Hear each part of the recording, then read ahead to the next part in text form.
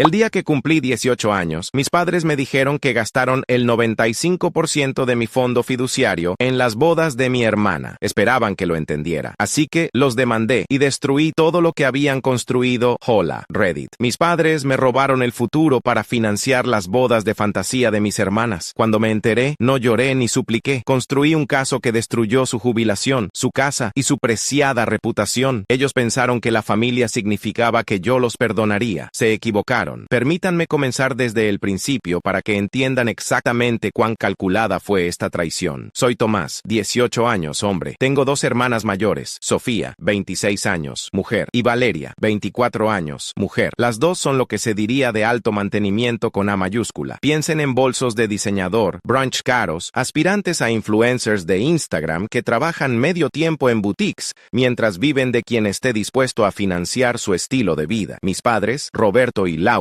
son lo que yo llamaría aspirantes a clase media alta. Papá es gerente regional de ventas para una empresa de suministros médicos. Gana unos $120,000. Mamá trabaja medio tiempo en una inmobiliaria, quizás otros $40,000. Viven en este suburbio clonado, donde todos fingen tener más dinero del que realmente tienen. Ya conocen el tipo. Coches de lujo leasing en cada entrada, casas hipotecadas hasta el techo, tarjetas de crédito al límite para mantener las apariencias. Al crecer, la dinámica familiar era bastante simple. Mis hermanas eran las princesas que lo tenían todo, y yo era el responsable al que se esperaba que se las arreglara por su cuenta. No porque fuera un niño ni nada tan profundo, solo porque no exigía atención como ellas. Sofía era la dramática. Cada evento en su vida se convertía en un espectáculo que requería la participación y el apoyo financiero de toda la familia. Su graduación del instituto, mamá y papá organizaron una fiesta que costó más que la boda de la mayoría de la gente. Su graduación universitaria, lo mismo pero más grande. Cuando consiguió su licencia de bienes raíces tras 3 intentos, lo celebraron como si hubiera aprobado el examen de abogacía. Valeria era peor en cierto modo porque era astuta con su manipulación. Lloraba en el momento exacto, se hacía la víctima cuando las cosas no salían como quería,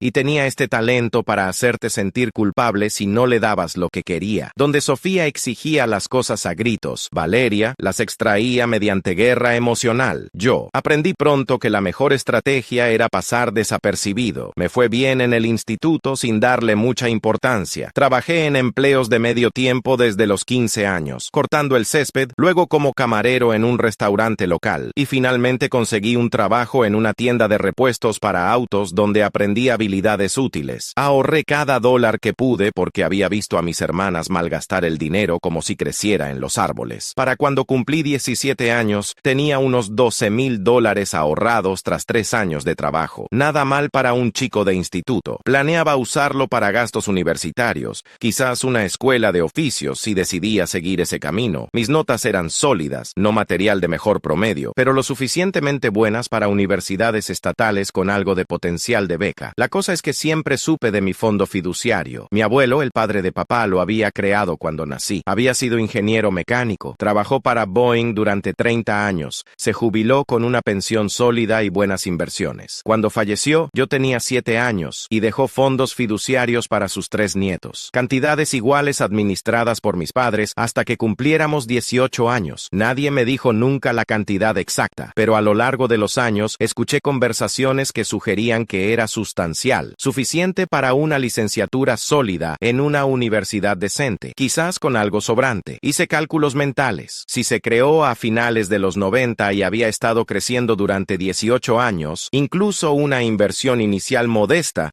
valdría algo significativo ahora. Mi plan era simple: graduarme del instituto, trabajar un año para aumentar mis ahorros, luego usar el fondo fiduciario para una carrera de ingeniería mecánica en una universidad estatal, seguir los pasos de mi abuelo, quizás aprender un oficio primero, climatización o electricidad, para tener habilidades prácticas y una fuente de ingresos de respaldo mientras estudiaba. Tenía hojas de cálculo reales en mi portátil, desglosando costos, becas potenciales, opciones de trabajo y estudio. Había investigado qué programas tenían las mejores tasas de colocación laboral, qué universidades ofrecían programas de cooperativa con prácticas remuneradas. Esto no era un sueño vago, era un plan detallado construido sobre la suposición de que el fondo fiduciario cubriría la matrícula y los gastos de manutención. La única variable variable que no podía controlar era la cantidad exacta del fondo, pero cada vez que preguntaba, mamá y papá me daban esas vagas seguridades sobre que tendría suficiente para la universidad y que no me preocupara. Debía haber presionado más, debía haber exigido números exactos, pero confié en ellos. Estúpido, ¿verdad? Mi 18º cumpleaños cayó en un sábado de junio, unas 2 semanas después de la graduación del instituto. No había planeado una gran fiesta, ese no era realmente mi estilo, y honestamente, después de ver las elaboradas celebraciones de mis hermanas a lo largo de los años, prefería algo discreto. Pensé que cenaríamos en casa, quizás saldríamos por un postre, y luego finalmente obtendría los detalles del fondo para poder empezar a hacer planes universitarios concretos. En cambio, tuve la conversación que lo cambió todo. Estábamos sentados en el comedor después de la cena. Mamá había hecho mi lasaña favorita con pan de ajo, lo que debería haber sido mi primera señal de alarma. Ella solo cocinaba comidas elaboradas cuando intentaba suavizar malas noticias, pero estaba demasiado concentrado en la conversación del fondo fiduciario para notar el patrón. Así que, dije, sacando mi portátil, he estado investigando programas universitarios.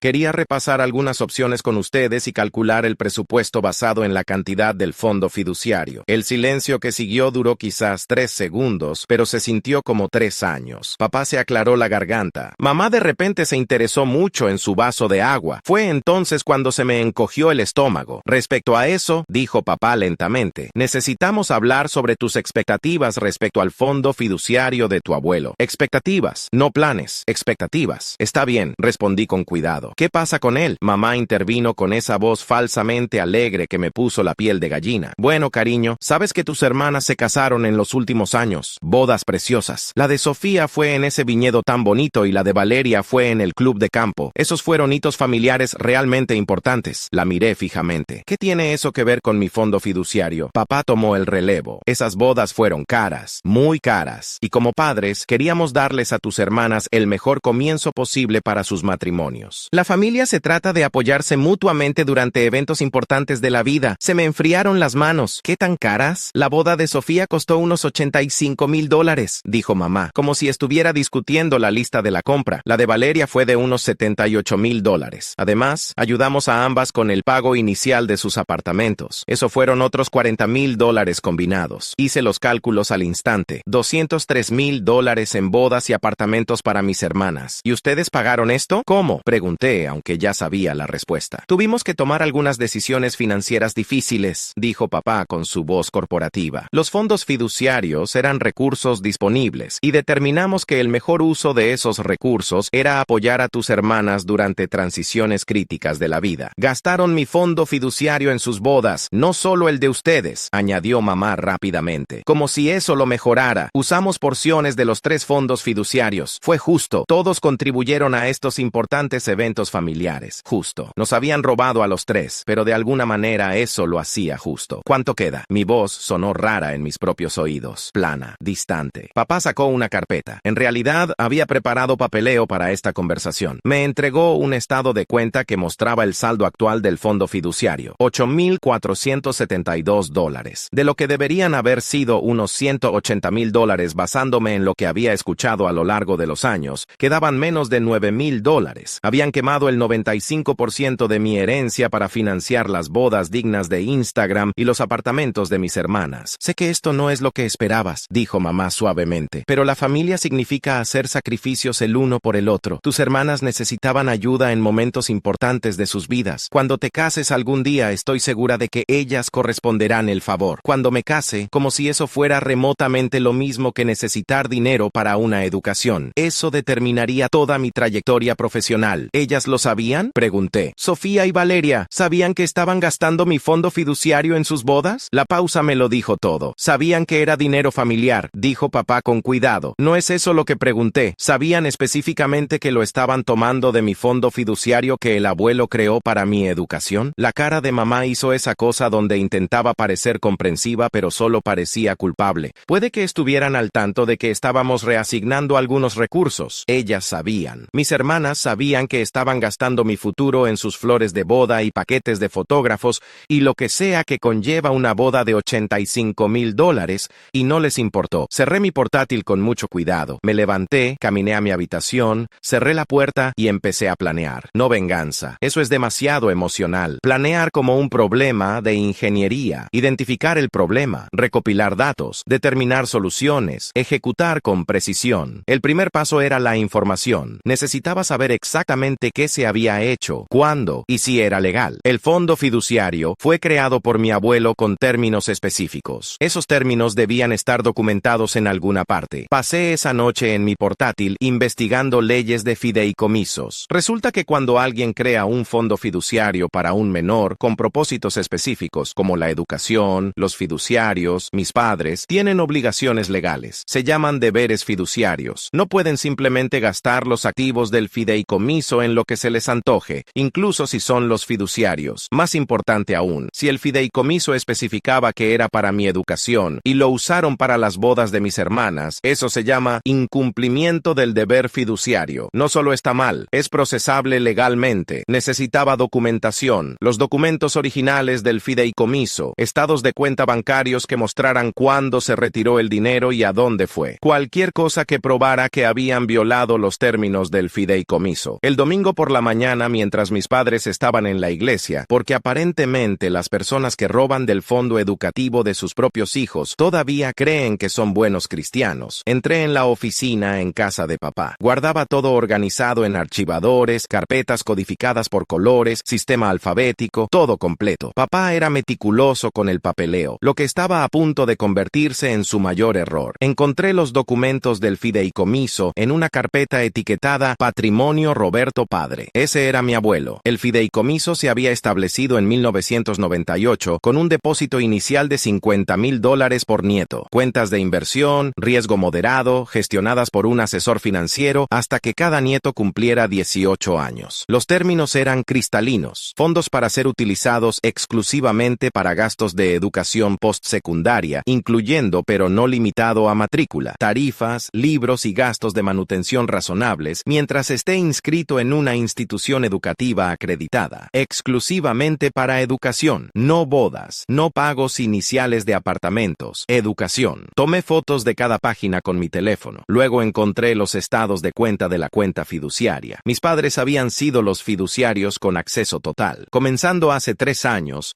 hubo retiros masivos que coincidían exactamente con la planificación de la boda de Sofía. Luego, hace 2 años, más retiros enormes para la boda de Valeria. Documenté todo: fechas, cantidades, patrones. Construí una línea de tiempo que mostraba exactamente cuándo ocurrió cada retiro y lo crucé con las fechas de las bodas de mis hermanas y sus publicaciones en redes sociales sobre la compra de sus apartamentos. Luego miré las cuentas fiduciarias de mis hermanas. El mismo patrón. Vacían los fondos de Sofía y Valeria también. Y luego les dieron el dinero de vuelta como regalos de boda y ayuda para el pago inicial. Blanqueo de dinero clásico a través de cuentas familiares para ocultar lo que estaban haciendo. Pero aquí está la cosa. Mis hermanas eran adultas cuando se accedió a sus fondos. Podrían haberse opuesto, presentar quejas, detener las transferencias. No lo hicieron. Cooperaron. Eso las hizo cómplices. Tenía todo lo que necesitaba. Términos claros que establecían que el dinero era para educación. Evidencia clara de que se gastó en bodas. Documentación clara de cuándo y cuánto. Mis padres me habían entregado un caso completo porque estaban tan seguros de que nunca los desafiaría. El lunes por la mañana, llamé a 5 bufetes de abogados especializados en litigios de fideicomisos. Concerté consultas para esa semana. Usé parte de mi dinero ahorrado para pagar las reuniones iniciales. El primer abogado con el que me reuní era un tipo llamado Gutiérrez, unos 50 años, traje elegante, oficina en el centro con títulos de abogado de universidades que no podía pagar. Expuse todo: los documentos del fideicomiso, los retiros, la línea de tiempo. Miró la evidencia durante quizás 10 minutos, luego se recostó en su silla y dijo 3 palabras hermosas: esto es procesable. ¿Procesable cómo?, pregunté. Tus padres incumplieron su deber fiduciario como fiduciarios. El fideicomiso establece explícitamente que los fondos son para educación. Los usaron para bodas. Eso es incumplimiento del libro de texto. Puedes demandar por el monto total que debería haber estado en tu fideicomiso, más daños y perjuicios. ¿De cuánto estamos hablando? Sacó una calculadora. Depósito original de $50,000 en 1998. Invertido de manera conservadora durante 18 años, incluso con un modesto rendimiento anual del 6%. Eso es aproximadamente $142,000. Te dejaron $8,400. Así que aproximadamente $134,000 en daños más posibles daños punitivos. punitivos si podemos probar una violación consciente de los términos del fideicomiso. Me senté allí absorbiendo ese número. $134,000. Eso era lo que me habían robado. ¿Y mis hermanas? Pregunté. ¿Se beneficiaron directamente de esto? ¿Se les puede responsabilizar? Gutiérrez lo pensó. Potencialmente, si podemos probar que conocían la fuente de los fondos y sabían que violaba los términos del fideicomiso, podrían ser nombradas como demandadas u obligadas a devolver los beneficios. Sin embargo, eso se complica. Quiero que estén incluidas, dije. Ellas sabían, tienen que haberlo sabido. Eso hará esto feo, advirtió. Las demandas familiares siempre lo son, pero ir también contra tus hermanas, eso es tierra quemada. Bien, respondí. Eso es exactamente lo que quiero. Pasamos otra hora revisando la estrategia. Gutiérrez explicó el proceso. Presentar la demanda, notificar a mis padres y potencialmente a mis hermanas, fase de descubrimiento, donde les obligaríamos a producir todos los registros financieros, declaraciones donde tendrían que responder preguntas bajo juramento y eventualmente juicio si no llegaban a un acuerdo. La mayoría de estos casos se resuelven, dijo, una vez que la otra parte vea la evidencia y se dé cuenta de que van a perder. Normalmente quieren evitar el tribunal,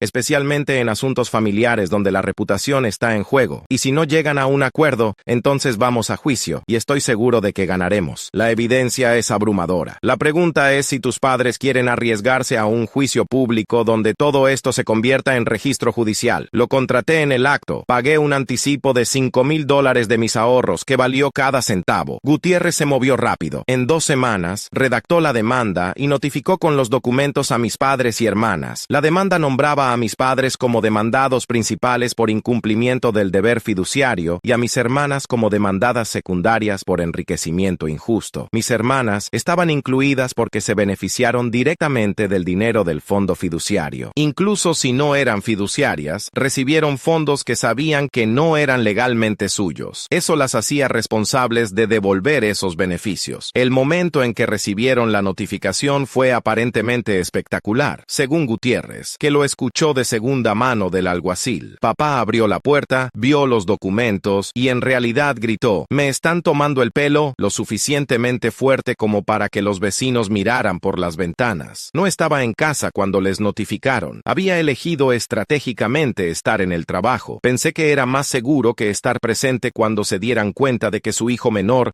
los estaba demandando a ellos y a sus hermanas por $134,000 más daños. Mi teléfono empezó a explotar alrededor de las 13:00 p.m. Llamadas perdidas de mamá, papá, Sofía, Valeria. Mensajes de texto que iban desde enfadados hasta desconcertados y directamente hostiles. Papá, necesitamos hablar de esto inmediatamente. Lo que estás haciendo está destruyendo esta familia. Mamá, por favor, llámanos. Podemos resolver esto. No necesitas abogados. Somos tus padres. Sofía, ¿en serio? ¿Me estás demandando porque mamá y papá ayudaron con mi boda? ¿Qué te pasa? Valeria, no puedo creer que seas tan egoísta. Esto va a arruinar todo. Espero que estés feliz. No respondía ninguno de ellos. Gutiérrez había sido claro. No te involucres directamente. Toda comunicación pasa por los abogados ahora. Cualquier cosa que dijera podría usarse en la demanda. En cambio, reenvié todos los mensajes a Gutiérrez. Parecía satisfecho. Bien, están entrando en pánico. Significa que saben que la cagaron. Las siguientes semanas fueron una clase magistral de ver a gente dándose cuenta de que había cometido un error catastrófico. Mis padres contrataron a un abogado, un tipo que papá conocía a través de sus contactos laborales. No un especialista en litigios de fideicomisos, solo un abogado de práctica general que estaba en problemas. Su respuesta inicial a la demanda fue básicamente: Tomás está siendo irrazonable y vengativo. Este es un asunto familiar que debería resolverse en privado. Los fondos fiduciarios se utilizaron apropiadamente para el apoyo familiar. Gutiérrez destrozó eso en su contrarrespuesta. Citó leyes específicas de fideicomisos, casos precedentes, y señaló que el apoyo familiar no se mencionaba en ninguna parte de los términos del fideicomiso. El único uso permitido era la educación. Las bodas no eran educación. Los pagos iniciales de apartamentos no eran educación. Esto no era ambiguo. Luego vino el descubrimiento, la fase en la que ambas partes tienen que entregar documentos relevantes. Gutiérrez lo solicitó todo. Todos los estados de cuenta de las cuentas fiduciarias, registros financieros que muestren a dónde fue el dinero, comunicaciones entre mis padres y hermanas sobre el uso de los fondos fiduciarios, todo. Mis padres intentaron impugnar las solicitudes de descubrimiento,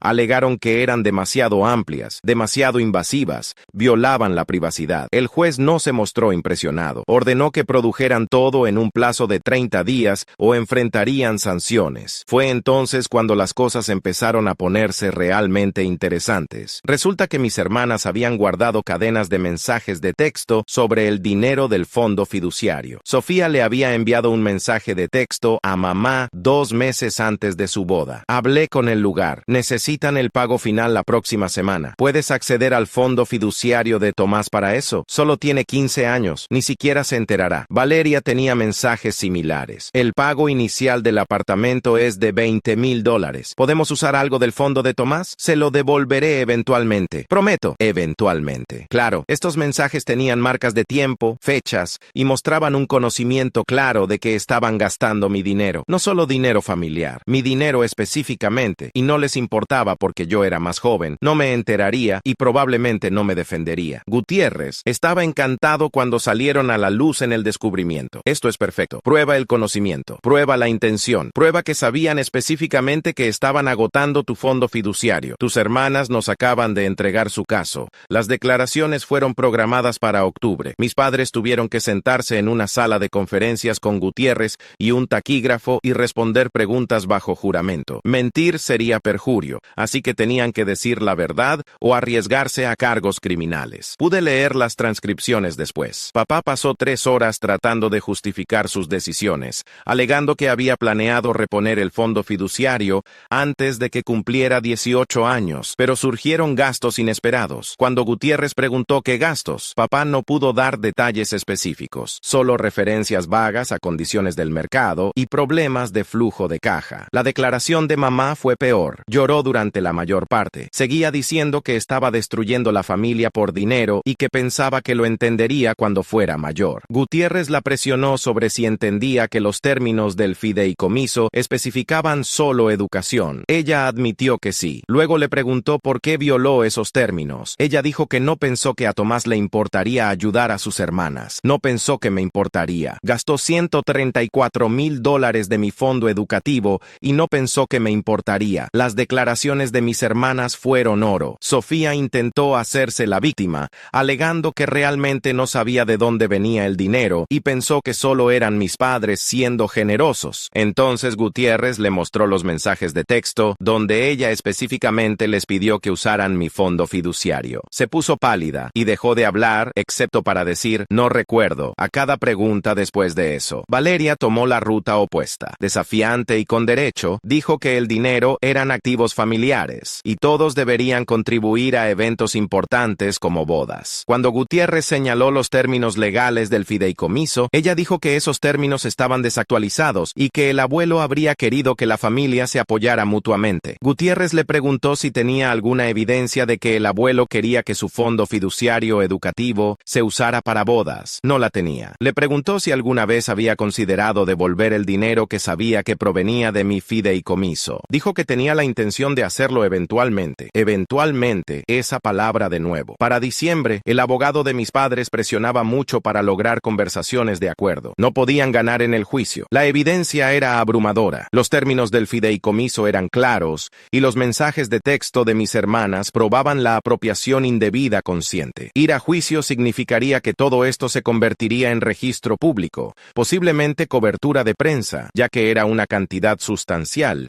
y definitivamente un fallo en su contra. Gutiérrez expuso sus opciones en una reunión. Están proponiendo reembolsar el monto total del fideicomiso, $134,000, durante 5 años con un interés del 6%. El pago total sería de unos $155,000. Hipotecarían la casa para obtener el pago inicial, luego cuotas mensuales. ¿Y mis hermanas?, pregunté. ¿Quieren que las liberen de la demanda? ¿Tus padres asumirían toda la responsabilidad? No, dije inmediatamente. Ellas sabían lo que estaban haciendo. Se beneficiaron directamente. Siguen en la demanda. Gutiérrez asintió como si hubiera esperado esa respuesta. La alternativa es que vayamos a juicio. Probablemente ganemos. Obtengamos un fallo que sea legalmente ejecutable, pero que podría ser difícil de cobrar dependiendo de sus activos. Además, podemos perseguir a tus hermanas por su parte. ¿Cuál es el cronograma? El juicio sería en primavera, quizás marzo o abril. Si ganamos, y lo haremos, obtendrías un fallo por el monto total, más las tarifas legales, más posibles daños punitivos. Podrían ser $200,000 o más en total. El dinero ya no era era realmente el punto. Había dejado de serlo alrededor del momento en que vi esos mensajes de texto donde mis hermanas se reían de gastar mi fondo fiduciario. Esto era sobre consecuencias, sobre asegurarme de que entendieran que no puedes simplemente robarle a la gente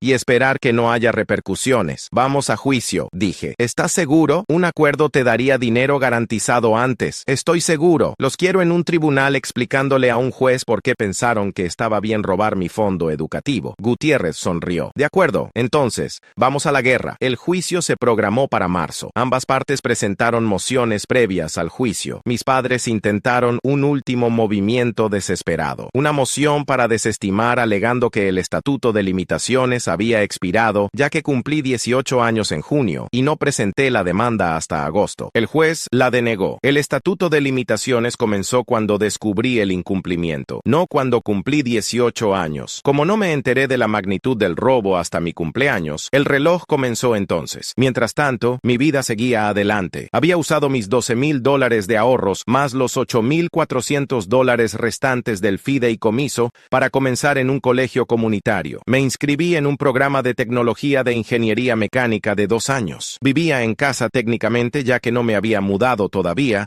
pero básicamente evitaba a mi familia por completo. Me mudé a la habitación libre de un amigo en enero. Pagaba $400 mensuales de alquiler. Mis padres intentaron usar eso en mi contra en la demanda, alegando que estaba abandonando a la familia y siendo vengativo. Gutiérrez cerró eso de golpe. Era un adulto. Podía vivir donde quisiera, y mudarme después de que robaran mi fondo fiduciario parecía bastante razonable. Conseguí un turno completo de noche en la tienda de repuestos para autos más trabajo los fines de semana en un taller mecánico. Entre los 2 trabajos y las clases a tiempo completo, estaba haciendo semanas de 60 horas. Agotador, pero necesitaba el dinero. Y honestamente, mantenerme ocupado me impedía pensar demasiado en el hecho de que estaba demandando a toda mi familia inmediata. Mi familia extendida empezó a tomar partido. Los padres de mamá, mis abuelos maternos, me llamaron en febrero pidiéndome que retirara la demanda. Dijeron que estaba destrozando a la familia y cometiendo un error del que me arrepentiría. Ofrecieron mediar, tener una reunión familiar, resolver algo. Les pregunté si estarían dispuestos a contribuir con los $134,000 que mis padres me robaron. Dijeron que eso era diferente, que era entre mis padres y yo. Dije que entonces no teníamos nada de qué hablar. Dejaron de llamar después de eso. La hermana de papá, mi tía Elena, en realidad me apoyó. Nunca le había gustado cómo mis padres consentían a mis hermanas y había estado cerca del abuelo. Cuando se enteró de lo que pasó, me llamó para decirme que lo sentía, que el abuelo habría estado furioso y que estaba haciendo lo correcto. Tu abuelo creó esos fideicomisos por una razón. Dijo, quería que ustedes, los niños, tuvieran oportunidades educativas que él no tuvo. Tus padres faltaron el respeto a sus deseos y te robaron. No dejes que nadie te haga sentir culpable por responsabilizarlos. Esa llamada significó más de lo que probablemente ella se imaginaba. El juicio comenzó el 12 de marzo, 3 días programados, aunque Gutiérrez pensó que terminaríamos en 2. Juicio civil, así que sin jurado, solo la jueza Harrison,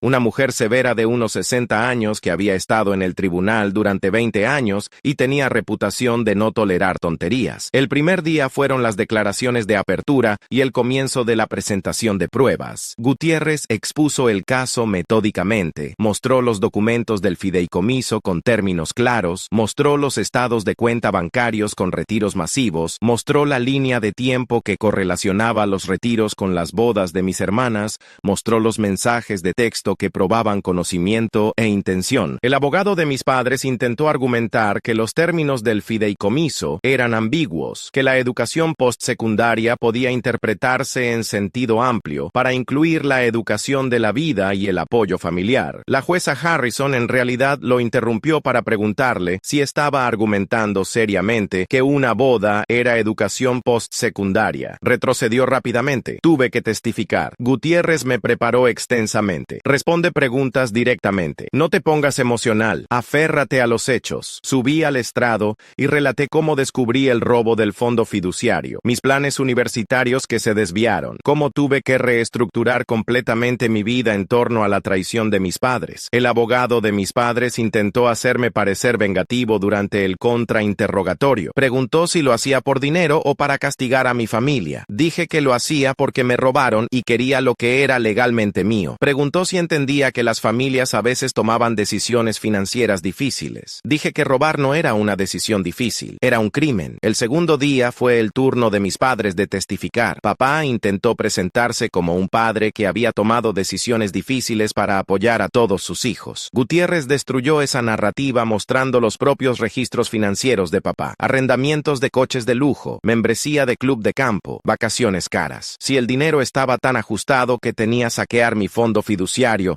¿por qué gastaba $2,000 mensuales en gastos discrecionales? Papá no pudo responder eso, solo balbuceó sobre mantener apariencias profesionales y contactos comerciales. El testimonio de mamá fue doloroso de ver. Lloró en el estrado. Dijo que nunca quiso lastimarme. Pensó que estaba haciendo lo mejor para la familia. Gutiérrez le mostró los mensajes de texto donde Sofía específicamente pedía usar mi fondo fiduciario. Le preguntó a mamá por qué pensaba que era mejor para la familia robarle a un hijo para darle a otro. No lo pensé como robar, dijo mamá. Lo pensé como redistribuir los recursos familiares. ¿Tomás consintió esta redistribución?, preguntó Gutiérrez. Era menor de edad, no necesitaba consentir. ¿Los documentos del fideicomiso requerían su consentimiento? Silencio. Los documentos del fideicomiso lo autorizaban a redistribuir fondos educativos a gastos de boda, no específicamente, pero sí o no, señora Patterson. ¿El fideicomiso autorizaba gastos de boda? No. Mis hermanas no testificaron. Su abogado les aconsejó invocar la protección de la Quinta Enmienda contra la autoincriminación, lo que significaba que cualquier cosa que dijeran podría usarse potencialmente en su contra,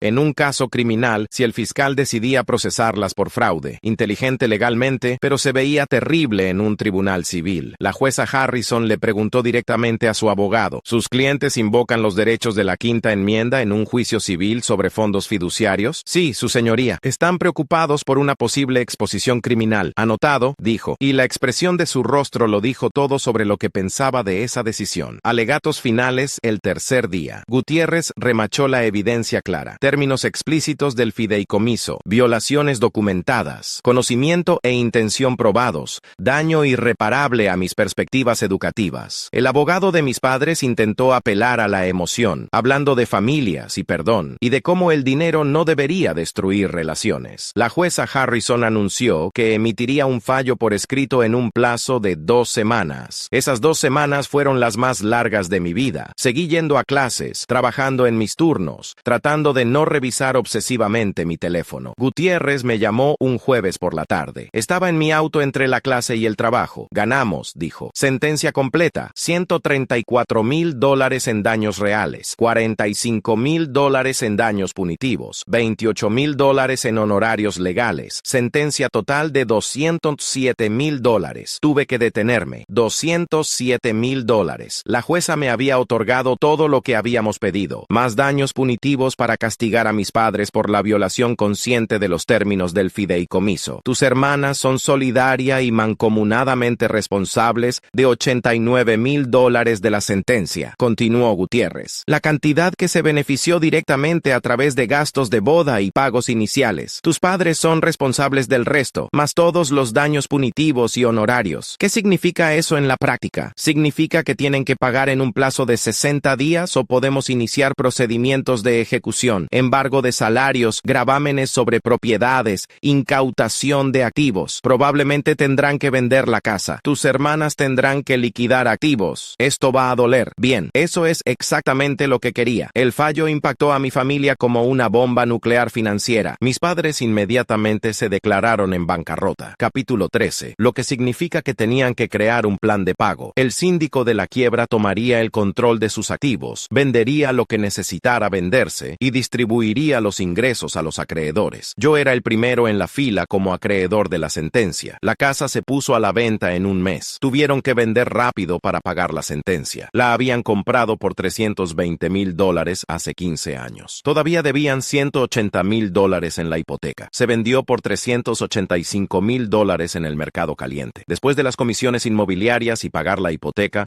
obtuvieron unos $185,000. De eso, obtuve mi sentencia de $207,000, lo que significó que obtuvieron un saldo negativo de $22,000 por la venta de su casa. Tuvieron que sacar un préstamo personal por el saldo restante, más los gastos de mudanza. Se mudaron a un apartamento de alquiler, 2 dormitorios, unos 90 metros cuadrados en una parte significativamente peor de la ciudad. El coche de lujo de papá fue embargado cuando no pudo hacer los pagos. El SUV leasing de mamá volvió al concesionario. Conducían un Honda Civic usado más viejo que yo. Mis hermanas impugnaron la sentencia inicialmente. Sofía presentó una moción alegando que no podía pagar, que causaría dificultades indebidas. El juez no se mostró comprensivo. Señaló que Sofía tenía un trabajo, un apartamento que podía venderse, activos que podían liquidarse. La sentencia se mantuvo. Valeria intentó alegar que no sabía que el dinero era específicamente de mi fondo fiduciario, por lo tanto no debería ser responsable. Gutiérrez produjo los mensajes de texto nuevamente. ¿Podemos usar algo del fondo de Tomás? Con marca de tiempo y claros. Ese argumento murió rápidamente. Ambas terminaron vendiendo sus apartamentos. El de Sofía se vendió con una pequeña ganancia. El de Valeria salió tablas. Se mudaron juntas a un apartamento de alquiler, algo que supe a través de la tía Elena. Aparentemente, habían estado peleando constantemente, culpándose mutuamente por la situación de la demanda. El matrimonio de Sofía se estaba desmoronando. Su esposo Javier nunca había sido particularmente rico. Trabajaba en ventas, ganaba un dinero decente, pero nada espectacular. Cuando Sofía admitió que necesitarían vender el apartamento y que era responsable de $44,500 en la sentencia, aparentemente perdió los estribos. Habían estado planeando comenzar una familia, comprar una casa más grande. Ahora se enfrentaban a años de pago de deudas. Javier presentó el divorcio 4 meses después de la sentencia. Alegó que Sofía había tergiversado su situación financiera antes del matrimonio y que se sentía traicionado. Irónico, realmente. El compromiso de Valeria se deshizo aún más rápido. Su prometido Carlos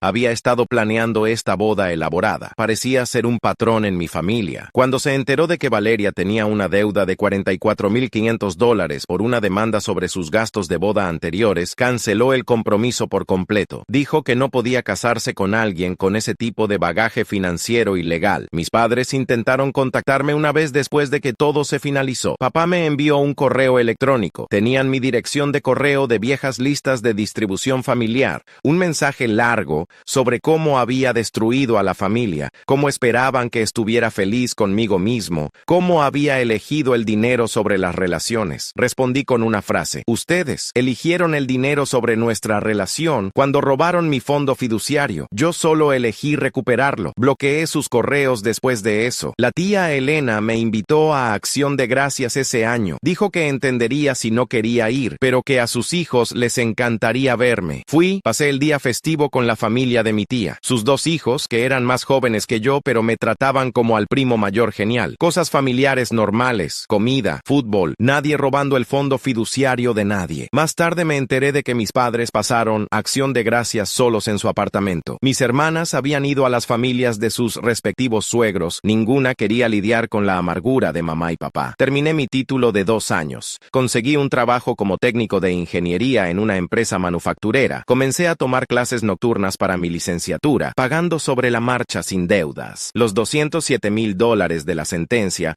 estaban mayormente pagados en ese momento a través de la venta de la casa y la liquidación de activos. Usé parte del dinero para tomarme unas vacaciones, algo que realmente nunca había hecho al crecer porque estábamos ahorrando dinero para cosas importantes. Fui a Colorado, pasé una semana haciendo senderismo y acampando. Conocí a algunas personas, vi algunas montañas, me dio mal de altura y vomité a 3,400 metros. Buenos tiempos. Lo último que supe, papá estaba trabajando en 2 empleos para pagar el préstamo personal y reconstruyendo su crédito. Mamá fue despedida de la inmobiliaria. Aparentemente, es difícil vender casas de lujo cuando todos saben que estás lidiando con la bancarrota y demandas familiares. Estaba trabajando en ventas al por menor a tiempo parcial. Sofía se volvió a casar con un tipo que conoció en línea. Se mudó a Texas. No estamos en contacto. Valeria terminó mudándose temporalmente con mis padres. Luego consiguió una situación de compañero de piso. Tampoco estamos en contacto. La tía Elena me actualiza ocasionalmente cuando pregunto: «Tu madre llamó llorando el mes pasado», me dijo alrededor de Navidad. Dijo que no podía creer que su propio hijo destruyera sus vidas por dinero. Por dinero, repetí. Así es como ella lo ve. Así es como tiene que verlo. La tía Elena dijo: «La alternativa es admitir que robó del futuro de su hijo por fotos de Instagram y brindis con champán. Eso es demasiado difícil de afrontar». Tenía razón. Mis padres no podían admitir lo que realmente habían hecho. Eligieron la apariencia de éxito de sus hijas sobre el futuro real de su hijo. Robaron a su hijo menor para financiar financiar las fantasías de estilo de vida de sus hijas mayores. Violaron los deseos explícitos de su padre sobre la educación, porque las bodas parecían más importantes. Así que se dijeron a sí mismos que yo destruí la familia por dinero, que era vengativo y frío, y elegí dólares sobre relaciones, lo que sea que les ayudara a dormir por la noche. Mientras tanto, yo estoy construyendo la vida que me robaron. Tengo un buen trabajo, trabajando hacia mi título, sin deudas, ahorros reales en el banco, aprendiendo a confiar en la gente de nuevo lentamente. Hice algunos amigos en el trabajo. Empecé a salir con alguien que conocí en un grupo de senderismo. Cosas normales de la vida. El fondo fiduciario debía darme una ventaja inicial. En cambio, mis padres lo convirtieron en un desvío de una década, pero llegué de todos modos. Solo tomó un poco más de tiempo y requirió una demanda para que sucediera. A veces la gente pregunta si me arrepiento de demandar a mi familia, si el dinero valió la pena perder a mis padres y hermanas. Están haciendo la pregunta incorrecta. No perdí a mi familia por demandarlos. Perdí a mi familia cuando me robaron, se rieron de ello en mensajes de texto y esperaron que sonriera y dijera que estaba bien. La demanda solo lo hizo oficial. Mi abuelo creó esos fondos fiduciarios porque entendía algo que mis padres nunca entendieron.